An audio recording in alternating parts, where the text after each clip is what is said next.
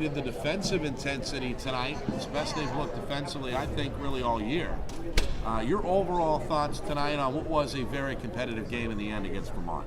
Well, I agree with you, Nick, and I said that at halftime. I was a little frustrated, but then I stepped back and I said, well, that's about as good as we've played defensively. You know, I'll look at the tape and see how many of those shots were open. I thought Duncan hit some unbelievably tough shots. Yeah.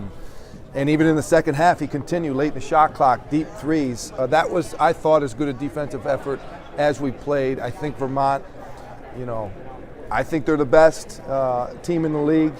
So it was a really good team that we played. You know, we cut it to 4 with a couple minutes left. That foul call really let the game get away from us. But we hung in there. We played well defensively and against a really good team who, you know, I think is going to finish certainly at the top of our league. Jahan Thomas, 30 points tonight. First of all, are you surprised to know that that's the first time he's ever scored 30? No, I'm not. I wouldn't be surprised either way. You know, he's such a versatile player, and he does a lot of things. You know, he racks up the stat sheet with rebounds and assists. Yeah, he had a little bit of a mismatch. He had it going, which was good for us. Some other guys got involved, and you know, but really overall happy with the team defensive effort, despite giving up 88 points. I know that sounds crazy, but I think Vermont's really good. That's how good I think they are. Yeah. For us to have a chance, you know, down 4 with a couple minutes left against a team that shot the ball well, that's a good night for us. 88-77, the final. Coach Duquette joining us.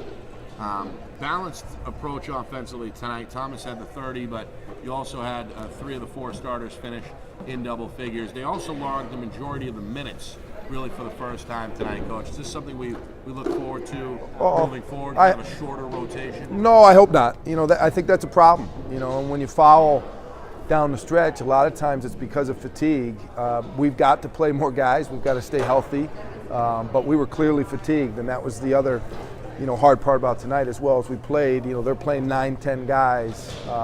So we've got to get healthy. We've got to play more guys to keep guys fresh and hopefully play without fouling. You know, that was the one thing down the stretch. I thought we had some really good possessions. A couple times they hit really tough shots, and then a couple times we bailed them out with fouls. All right, Coach, looking forward, another 6-day layoff here as this kind of sporadic schedule continues to unfold, but 6 days off, and then you're on the road for the first time in conference play at Hartford.